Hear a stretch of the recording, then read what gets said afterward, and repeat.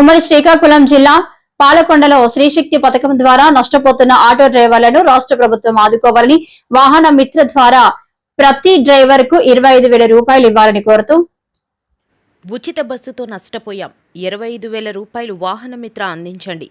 Welfare board తక్షణమే ఏర్పాటు చేయండి. AP auto and trolley drivers union CITU Palakonda ప్రాంతం committee demand.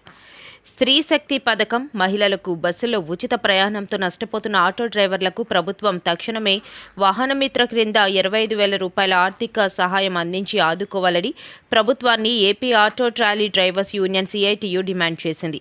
Shri Kota Durga centre నుండి మెయిన్ రోడ్ మీదుగా ఆర్డీఓ ఆఫీస్ వరకు భారీ ర్యాలీ, కార్యాలయం, ఆటో డ్రైవర్లు ఆందోళనకు దిగారు. సిఐ గారు జోక్యంతో సభ కలెక్టర్కు సమస్యలతో కూడిన వినతి పత్రం సిఐటియు ఆధ్వర్యంలో అందజేశారు. సొంత పెట్టుబడితో ఒక పక్క ఫైనాన్స్ కిస్తీలు, మరోవైపు ఆర్డీఓ ఆఫీసులో పన్నులు చెల్లిస్తూ జీవనం సాగిస్తున్న ఆటో డ్రైవర్ల కుటుంబాలను ఆదుకోవాల్సిన బాధ్యత ప్రభుత్వంపై ఉంది అని అన్నారు. రాష్ట్ర ప్రభుత్వం ఈ నెలాఖరులోగా ఆటో కార్మిక సమస్యలపై పరిష్కారానికి ప్రకటించకపోతే ఆందోళన తీవ్రతరం చేస్తామని హెచ్చరించారు.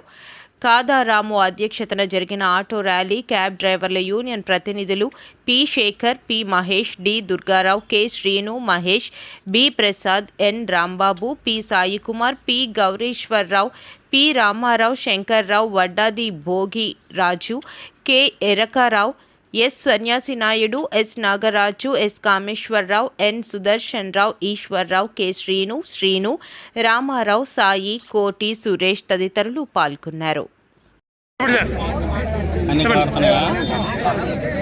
రాష్ట్ర ప్రభుత్వం స్త్రీశక్తి పథకం పెట్టడం ద్వారాగా ఇలా రాష్ట్రంలో ఉన్నటువంటి 26 లక్షల మంది ఆటో కార్మికుల తాలూకా రోజువారీ ఆదాయాలు పూర్తిగా కోల్పోయారు.